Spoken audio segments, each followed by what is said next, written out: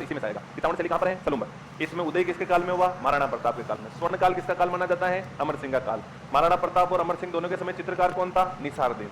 चावंड का चित्र हम इसलिए पढ़ रहे हैं, वैसे चावंड कुछ किताबों में मेवाड़ के साथ ही सम्मिलित कर देते हैं, जबकि चावंड अपने अलग हैं, क्योंकि महाराणा प्रताप जब हल्दी घाटी के युद्ध के बाद इन्होंने जो अपनी स्थायी राजधानी बनाई, हालांकि अस्थायी तो उस समय असीरगढ़ को बनाई थी जो गोगुंदा के अंदर है, उसके बाद उन्होंने 1584 ईस्वी में अपनी स्थायी राजधानी बनाई थी चावंड को, जो 28 साल तक चावंड उनकी राजधानी रही थी।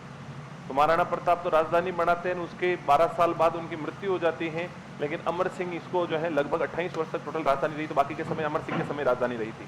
तो महाराणा प्रताप यहाँ फोटो बनाना शुरू करके गए थे, लेकिन सबसे ज्यादा चित्र किसके काल में बनाए गए थे? अमर सिंह के काल में बनाए गए थे। इसलिए अमर सिंह का काल मेवाड़ शैली का कैसा काल माना जाता है?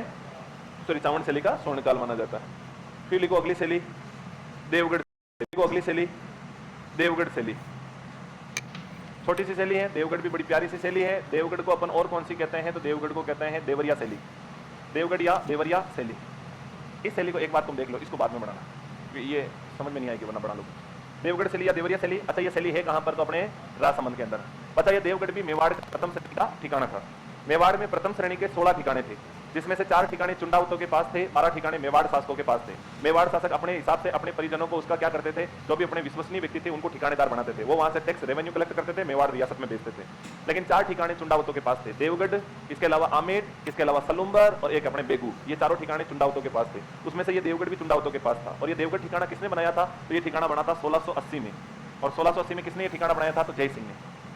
आपको पता हो तो 1600 मैंने अभी बताया था, 1652 से 1680 तक राज सिंह राजा रहे थे। 1680 से 1698 98 तक ये जय सिंह राजा रहे थे। और जय सिंह जी ने अपने उदयपुर में अपने सलूम्बर में जयसमंद झील का निर्माण किया था। ये जयसमंद झील अपने एशिया महाद्वीप की दूसरी सबसे बड़ी कृत्रिम मीठे पानी की झील है, इन्होंने तो बनवाई थी। तो इन्होंने 1680 में राजा बनते इन्होंने एक अलग ठिकाना बनाया था जिसका नाम था देवगढ़ ठिकाना।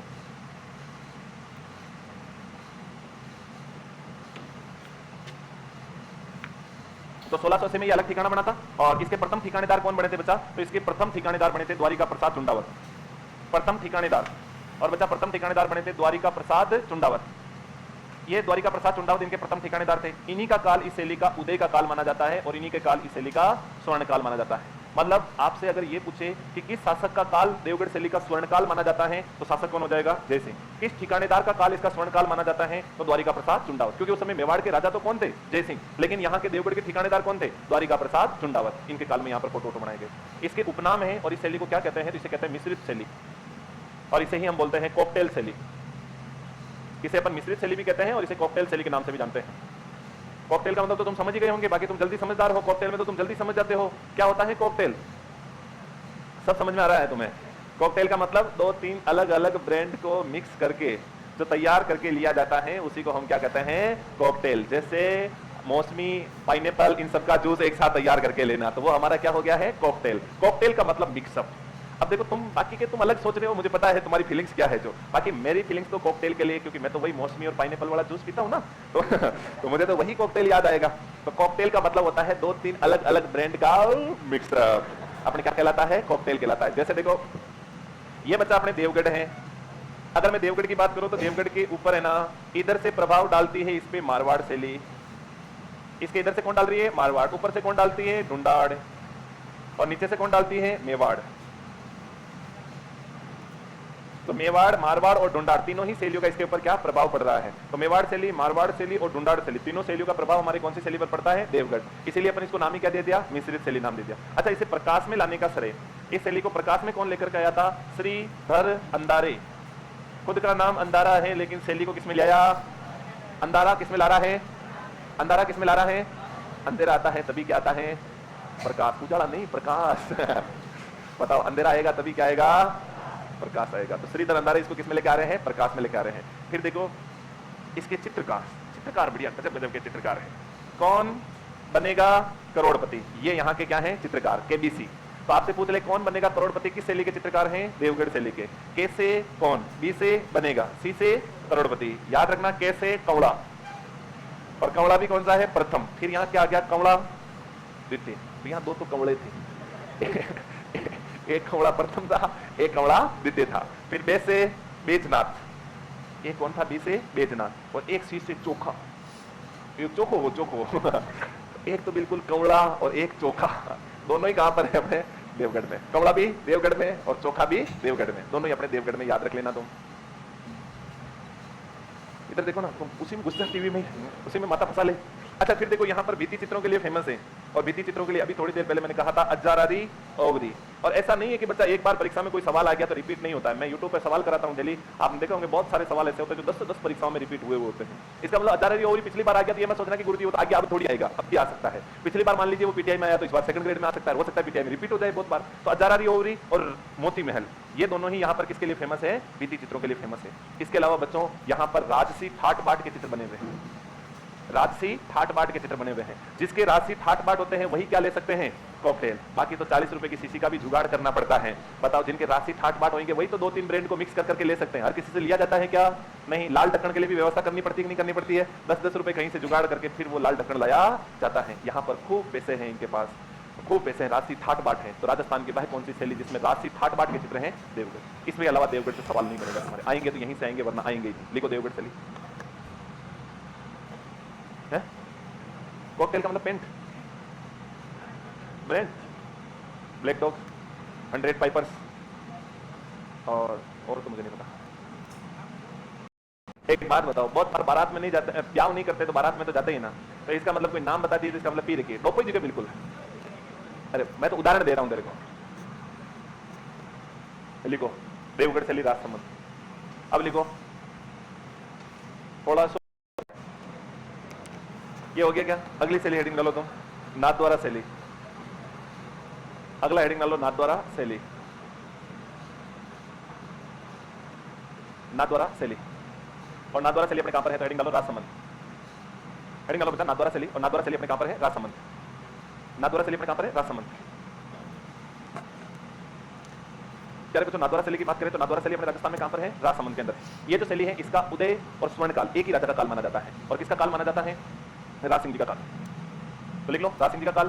किसका काल अपने? राज सिंह जी का काल।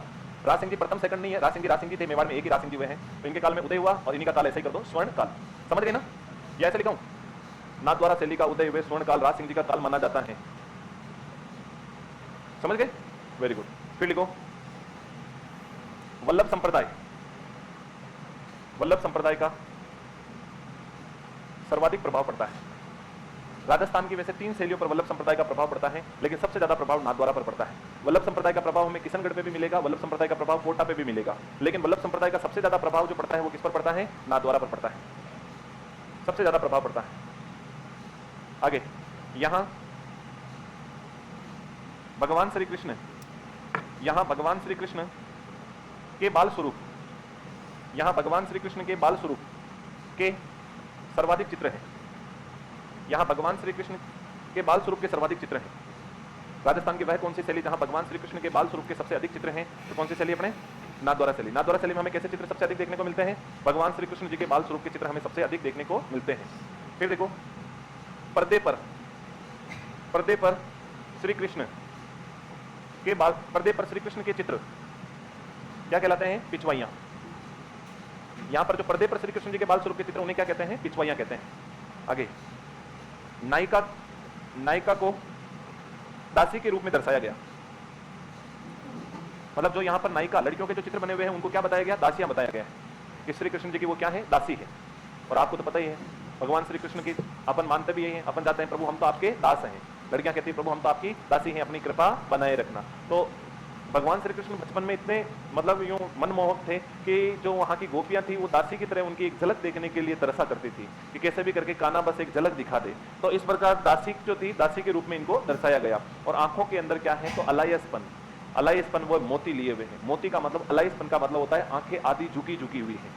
आंखें नहीं होती बहुत बार अपन जैसे यूं बैठ जाते हैं और बैठ करके कोई विचार कर रहे होते हैं और विचार के अंदर यूं बैठे हुए होते हैं गम के अंदर और अपनी आंखें इस प्रकार आधी झुकी हुई हो, और फिर यहाँ पर आंखों से अपने आप कोई ना कोई, आंखों से अपने आप कोई ना कोई मोती मतलब आंसू निकल रहा हो, और आंसू यहाँ से आकर के यहाँ तक बूंद के रूप में आकर के रुका हुआ हो, फिर थोड़ी देर बाद वो टप से नीचे गिरता है। तो इस प्रकार का देखो, जब हम किसी का बेसब्री से इंतजार करते हैं ना, तब इस प्रकार की चीजें बनती है।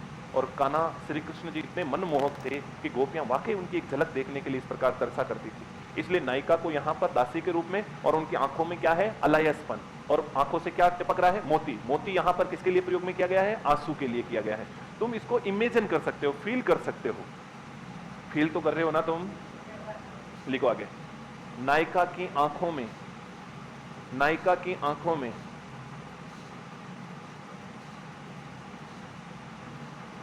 नायिका की नायिका की आंखों में, नायिका की आंखों में अलायसपन। अरे ये एक लोग कमेंट ही ऐसा करता है कि ये मुझे हंसा देता है कि कह रहा सर ये सब आपके दिल की आवाज निकल रही है। तो हर चीज दिल से नहीं निकलती, ये समझ नहीं पाते हैं। हरी भगवान कह रहा सर यादें ताजा मत करो। क्या बात है, टूटे हुए दिल जले क्लास में भी आते हैं क्या? लिखो, आंखों में अलायसपन वे मोती, आंखों में अलायसपन वे मोती। मोती जानते हो ना? आंखों में अलायसपन वे मोती।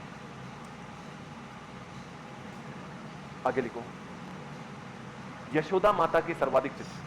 यहां पर हमें और किसके चित्र मिलते हैं? यशोदा माता, जानते हो ना? आंखों में अलायसपन वे मोती। आगे लिखो, यशोदा माता की सर्वाधिक चित्र। यहां पर हमें और किसके चित्र मिलते हैं? यशोदा माता के चित्र। देखो बच्चा, मैं आगे तुम्हें कल जब चित्र पढ़ाऊंगा, शैली पढ़ाऊंगा ना, तो मैं परसों के दिन जब भी, तब मैं आपको एक शैली पढ़ाऊंगा जयपुर शैली, तब मैं वहां पर लिखूंगा यशोदा ग्रंथ पर चित्र। यशोदा ग्रंथ पर चित्र हमें आमेर में जयपुर में मिलता है, लेकिन यशोदा माता के चित्र हमें कहां पर मिलते हैं? नाथद्वारा के अंदर मिलते हैं। अच्छा, यशोदा माता के चित्र नाथद्वारा में क्यों बने हुए हैं? क्योंकि यहां पर देखो श्री कृष्ण जी के बाल स्वरूप के, और आप अपने बचपन की फोटो उठाकर देख लेना, हर फोटो में आपकी मम्मी होएगी होएगी। एक फोटो अपना फिक्स होता है, सबके वो कुर्सी पे बिठा रखा होता है और पीछे मम्मी इस प्रकार खड़ी होती है। एक फोटो अपना जो होता है, मम्मी ऐसे गोद में लिए हुए खड़ी है। ये एक दो फोटो है तो ये तो फिक्स है ही। फिर थोड़ा सा अपन चलने लग जाते हैं, तब हमारी एक फोटो और होती है जिसमें मम्मी पापा दोनों ही खड़े, और उसमें खड़े रहने की स्टाइल भी उनकी बड़ी जोरदार। ऐसे पापा यूं करके खड़े हैं और मम्मी उसके पास वो घूंघट को यूं लेके खड़ी है, और अपन पास में उनके कपड़े ये फोटो हमारी सबकी बचपन की मिल जाती है। ऐसी फोटो एक नहीं है, नहीं है, इसका मतलब तुम्हारे मम्मी पापा तुमसे प्यार नहीं करते थे, वरना ऐसी फोटो अक्सर अपने घरों में मिल ही जाती है। तो यशोदा माता के चित्र मतलब माँ यशोदा बचपन में इनको ऐसे ऐसे करके ऐसे ऐसे रखती थी, तो ऐसे ऐसे चित्र बने हुए थे। बता दिया तेरा फोटो बचपन का? बता दिया पगली? चला गया। अच्छा, फिर लिखो, प्रमुख पेड़। यहां का पेड़ कौन सा है? केला। पेड़ कौन सा है? केला। पक्षी कौन सा है? भगवान श्री कृष्ण का फेवरेट पक्षी कौन सा है? मोर। तो पक्षी कौन सा जाएगा? मोर। पशु, भगवान श्री कृष्ण का फेवरेट पशु कौन सा है? गाय। तो पशु कौन सा हो जाएगा? गाय। रंग, केला जब लगता है तब कैसे रंग का होता है? हरे रंग का। तो रंग कौन सा हो जाएगा? हरा। भगवान श्री कृष्ण मोर की पंखुड़ी लगाते थे, मोर की पंखुड़ी में मुख्य रंग कौन सा होता है?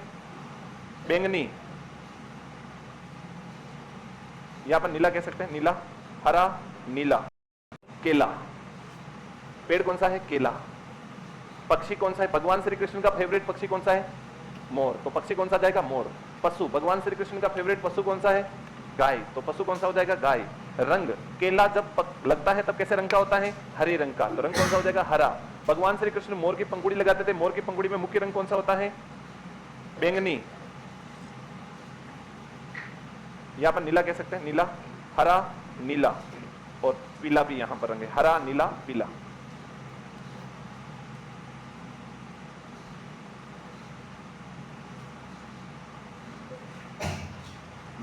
मुझे पता तो है पर मैं बताऊंगा नहीं इस सवाल का आंसर, क्योंकि ये सवाल आप किन से पूछना? भरत सर से पूछना।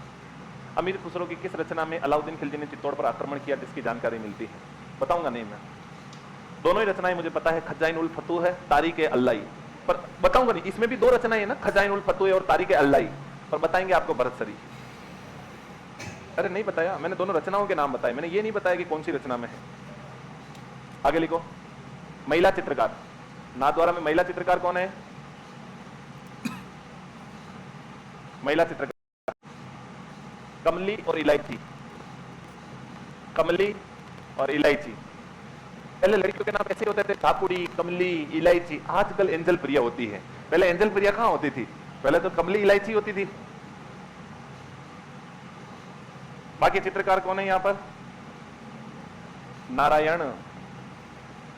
बस पगली, मुझे पता तुम्हारा घर वालों ने नाम कमली रख रखा है, अब इनको क्यों बता रही? इधर देख, नारायण, चतुर्भुज, नारायण चतुर्भुज, विठल, नारायण चतुर्भुज, विठल, रामलिंग, सर्जन, घासीराम, घासीराम, ये सभी अपने यहाँ के प्रमुख प्रमुख चित्रकार। शाहपुरा शैली की कोई विशेषता नहीं है, शाहपुरा में आपको कुछ भी याद नहीं रखना है, केवल शाहपुरा में एक फड़ कला है और कुछ भी नहीं। 2 नंबर चतुर्भुज, चतुर्भुज। और फिर अगली अपन शैली पढ़ना शुरू करेंगे मारवाड़ शैली, और मारवाड़ शैली को अपन कहते हैं जोधपुर शैली। मारवाड़ शैली को अपन कौन सी शैली कहते हैं बच्चा? जोधपुर शैली के नाम से जानते हैं।